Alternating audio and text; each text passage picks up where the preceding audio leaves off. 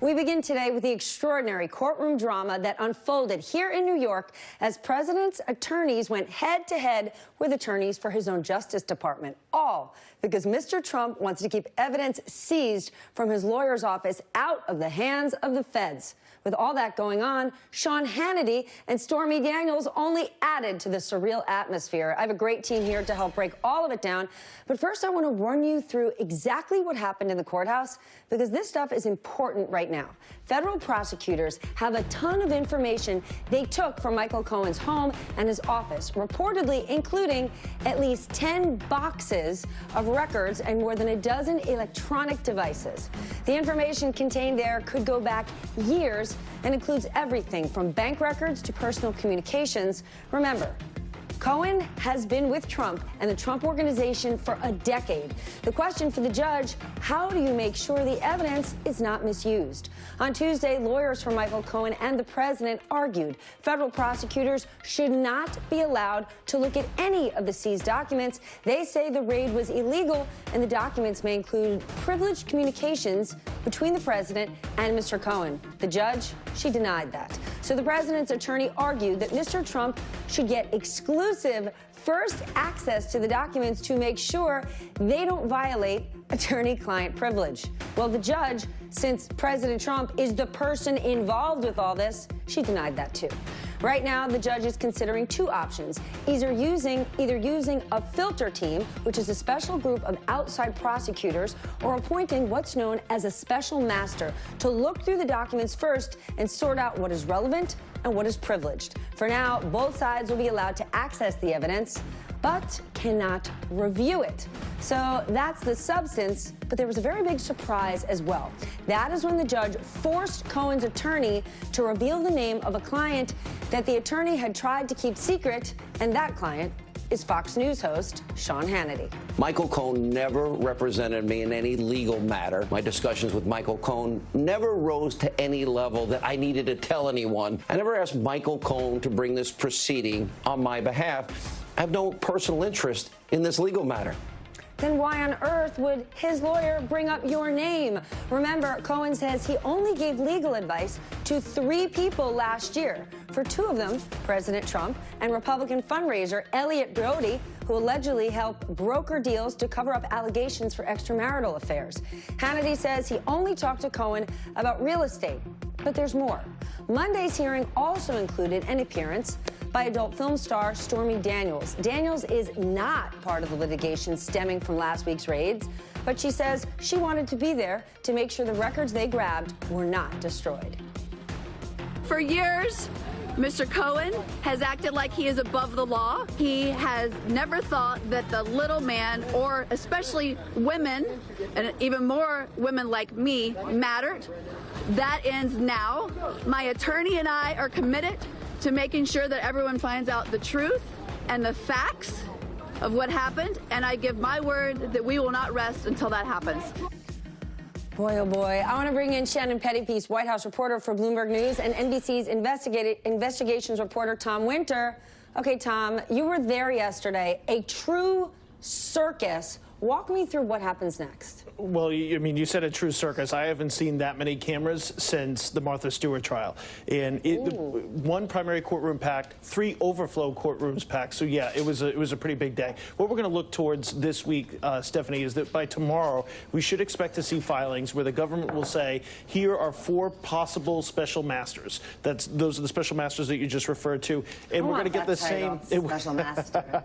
I know. It looks great on a resume. So the government's going to say, here's our 4 potential picks. Cohen's team is going to say, here's our 4 potential picks. And then the judge is going to bring everybody together again at some point, whether in chambers, whether in open court, and they're going to come up with a decision of whether or not they want to move forward with that privilege team or with that filter team, or whether or not they want to move forward with the special master. In the meantime, they're going to start to share back and forth a little bit about what was recovered or what was seized with Michael Cohen, not only with Michael Cohen, but with the Trump Organization and the president's attorneys themselves. So this way here, they can get a look at it, see what we're talking about as far as the scope of the material, see what types of material we're talking about here, and then they can come together and the judge can make a decision as to how this is going to proceed. Shannon, is the administration more worried about Mueller or this investigation into Michael Cohen?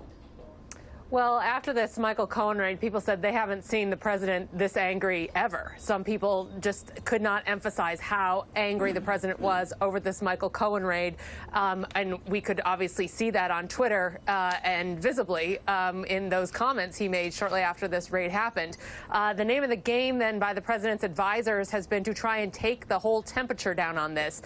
They feel like if he can keep out of it, can keep quiet and let things play out, it's going to decrease any sort of risk or liability he could have here. So last week, the focus was on Syria. He was in back-to-back nonstop meetings on Syria. Now they have his focus turned to Japan, in Mar-a-Lago, meeting with Shinzo Abe. That was a previously scheduled meeting, but the timing works out well to give him something to focus on and to try and keep the president quiet and out of this and emphasize to him that this is a legal matter and you are not going to do yourself any favors if you're out there venting about it on Twitter or going over to the press microphones before you take off on Marine One, which he avoided doing yesterday, and just be quiet. Okay, Tom, walk me through the Sean Hannity revelation, because what I don't understand is Michael Cohen and his attorney did not want to reveal who the third client was. They were then forced to reveal that it was Sean Hannity, and you got Sean Hannity out there saying, I never paid him, we had a little chit-chat here and there, Tucker Carlson saying it's nobody's business. If it's a non-issue, if it was a no biggie, if Sean Hannity was never a client of Michael Cohen, and I don't understand why he would be to begin with, if I'm making $30 million a year and could get the best legal advice in the world, why on earth would I bring in a fixer? But walk me through, because it's two different arguments. Hannity says, nope, you weren't my lawyer, and Cohen says, yep, I had 3 clients. Sean Hannity is one of them. Well, while somebody can say that that Michael Cohen's attorneys were forced to turn over the information, but why is it information? If Hannity's saying I wasn't your client, and Cohen's saying I had 3 clients last year, right there, that doesn't line up. I think it's a very important question. I mean, there's no lawful purpose for them to conceal the third person's identity, who we now know to be Sean Hannity. So that's why it was released yesterday. So for anybody to suggest that this was somehow the judge, forcing somebody to do something, no, this is just the law of the court. So I didn't understand that. The second thing, to your point, is we seem to have a little bit of a disconnect looking at the statements that were made in court yesterday and Sean Hannity's statements. So it's not quite lining up. And clearly, Mr. Cohen or his attorneys believe that that there is attorney-client privilege here. That's why he's naming him as a client. The other thing, Stephanie, is this is for work that was done in the last 2 years, either 2017, 2018, or both. So this is not something that happened a long time ago. This is something that is quite recent, because that's what the question that was posed by the judge. That's what this was about. So I think it bears a little bit of scrutiny as far as the disconnect of the statements. And you have somebody making a statement in court before a federal judge. That's going to be the statement that's going to stand. That's the statement that Michael Cohen and his attorneys are accountable for. You have somebody saying something different on TV, but that's a little bit of a different standard than in front of a federal judge. The disconnect is how Michael Cohen is characterizing his relationship with Sean Hannity and how Sean Hannity is characterizing it. Shannon, you got to give me the White House reaction to it. Well, most of the people in the White House were on their way to Mar-a-Lago, or actually down to Florida. When you're on your way to Mar-a-Lago. I'm pretty sure they can talk on the phone. The best things have happened on the way to or from Mar-a-Lago in this administration, I feel like. I mean, there was a lot of surprise, and I think there is this concern, about this incestuous relationship between Fox News and this administration, which has been going on for a while. You see the Fox News commentators come in and have dinner with the president. We know that Sean Hannity and President Trump they have conversations. They talk on the phone. They've known each other for a long time.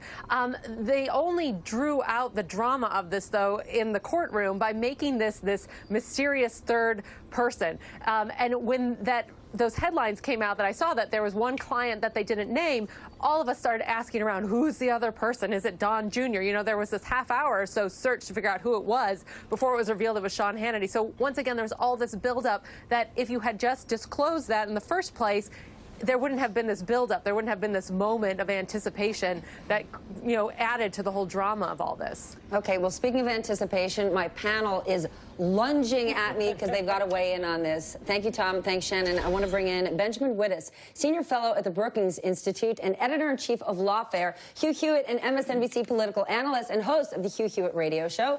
Midwin Charles is an attorney with the law firm of Midwin Charles Associates, and Eddie Glaud, a professor at Princeton University. Ben, to you, if this was the first round of a boxing match, which side won. And let's make it clear. It's Trump's Department of Justice versus Trump's lawyer. Oh, so I mean, the U.S. Attorney's Office won this round in a significant way. They, will clearly, the president will not get to, prevent them from reviewing this information. And, the judge, Kimball Woods, expressed confidence in the U.S. Attorney's Office and will set up some kind of process in which, in which the information will be reviewed in a fashion that is not sort of wildly out of step with what the government wants, whether that involves a taint team or a special master.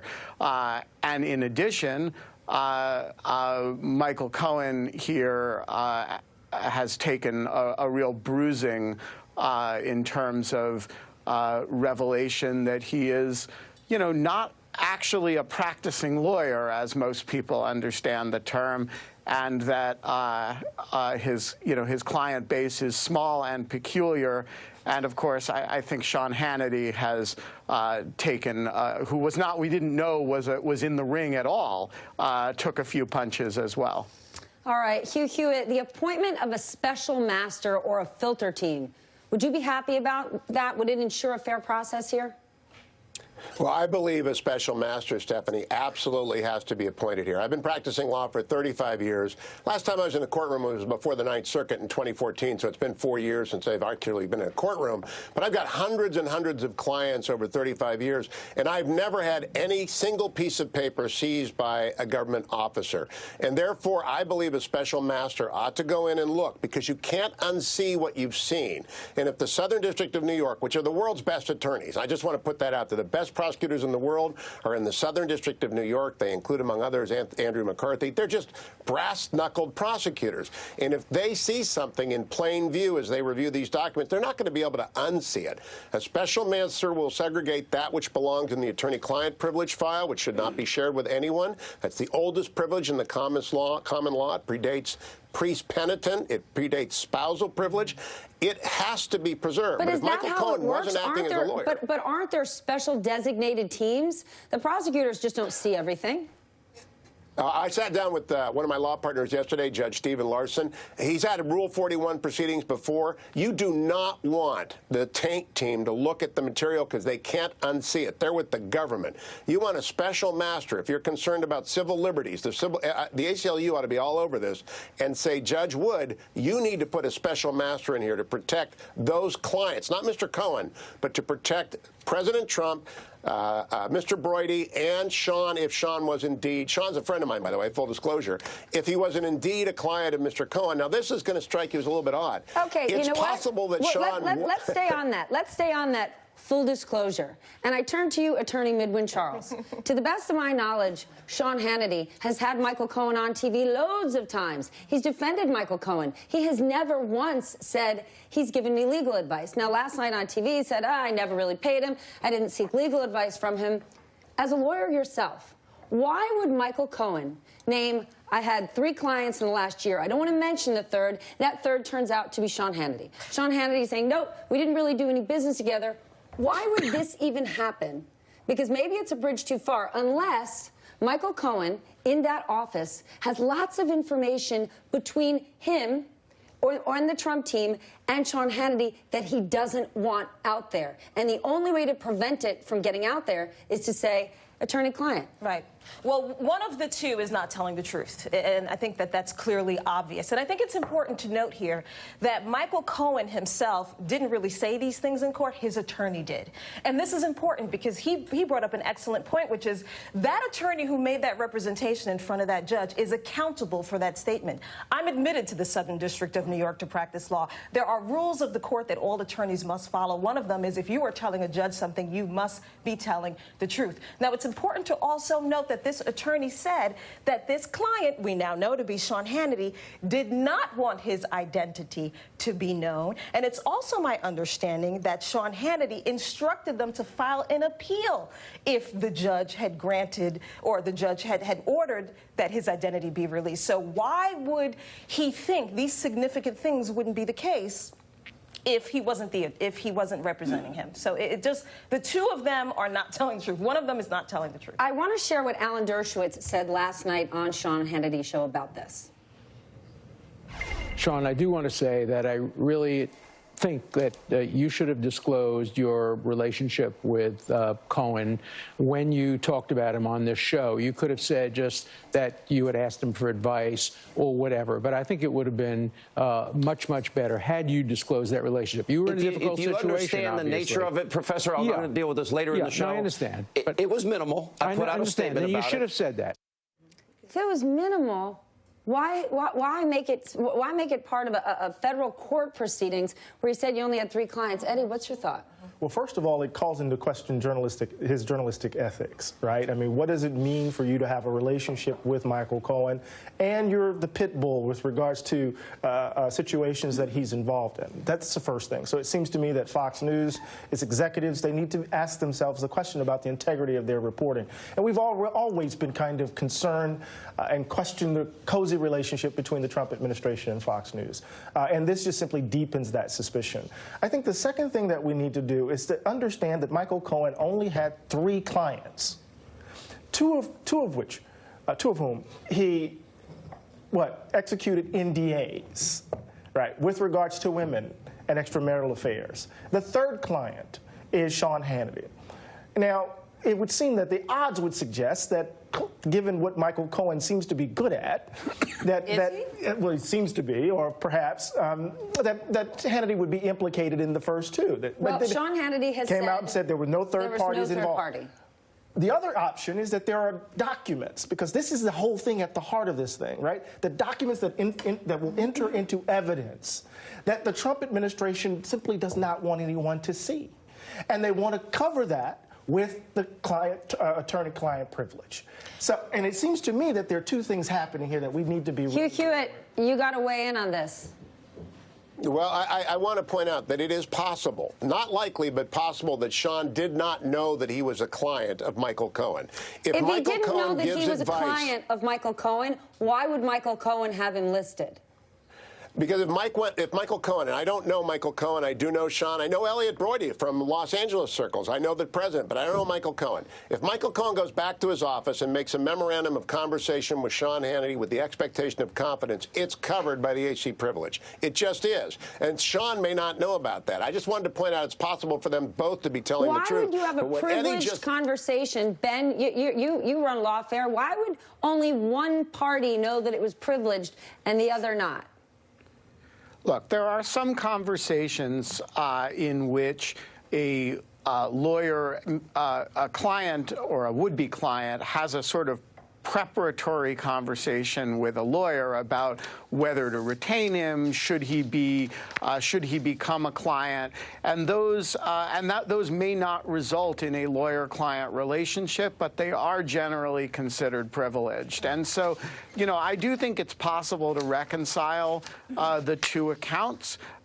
To me, the most salient and important feature of the revelation that the third client, if he was a client, was Sean Hannity, is that it shows how specialized and particular and small this man's legal practice actually was. He had 2.5 clients, if you believe Sean Hannity, and 2 of them were, it's not clear that what he was doing was legal work at all. He was, you know, sort of arranging hush payments to women who might otherwise talk. And so this is, I think we can say, a very unconventional legal practice, irrespective of what it was that he did for Sean Hannity, even if it was just kind of casual legal advice about real estate, as Hannity says. All right, we have to leave it there and head to commercial. On the way out, I want to share a quote from the New Yorker piece where they write about what could happen if the evidence is publicized. They write, "The narrative that will become widely understood is that Donald Trump did not sit atop a global empire. He was not an intuitive genius and a tough guy who created billions of dollars of wealth through fearlessness. He had a small, sad, global operation, mostly run by his two oldest children and Michael Cohen, a lousy lawyer who barely keeps up the pretense of lawyering. That is a stunning assessment of what could be. Imagine if that is what is at the root of a lawsuit centered around the conduct of our president. Come in.